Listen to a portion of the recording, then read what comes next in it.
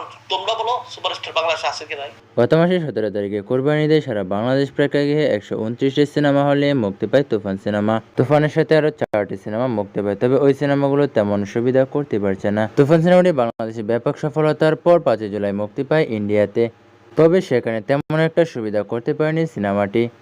এ নিয়ে অনেক সমালোচকরা বলেন যে সিনেমা বাংলাদেশে চলে না, এই সিনেমা দেশের বাইরে কিভাবে চলবে।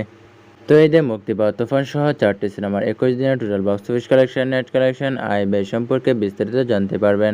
চলুন এক নজরে বিষয়গুলো দেখে আসা যাক। প্রথমেই আসা যাক ডার্ক ওয়ার্ক সিনেমাটি নিয়ে। সিনেমাটি বর্তমানে 9টি সিনেমা হলে চলছে। সিনেমাটির বাজেট ছিল 1 কোটি টাকা। সিনেমাটি 21তম দিনে আয় করে 2,32,000 টাকা।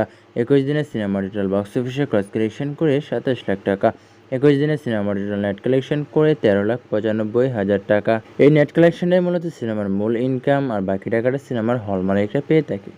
এদিকে রিভেঞ্জ আগন্তুক এই সিনেমাগুলো কিছু হালকা পাতলা সিনেমা হলে চললেও সিনেমা থেকে তেমন আয় করতে পারছে না।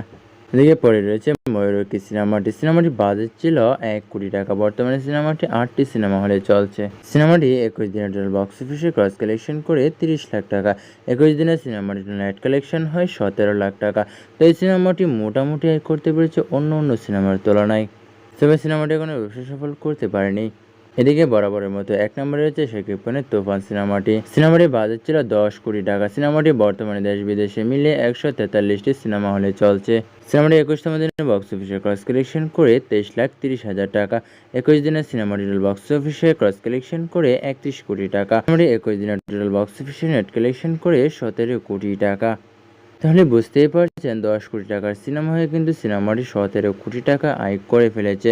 বাংলাদেশে এবার বরাবরের মতো ব্যাপক জোর তুলেছে এই সিনেমাটি। ইন্ডিয়াতে সিনেমাটি তেমন না চললেও আমেরিকা, অস্ট্রেলিয়াতে ব্যাপকভাবে চলছে সিনেমাটি। এত কম সময়ে এত টাকা আয় করতে পারেনি বাংলার কোনো সিনেমা।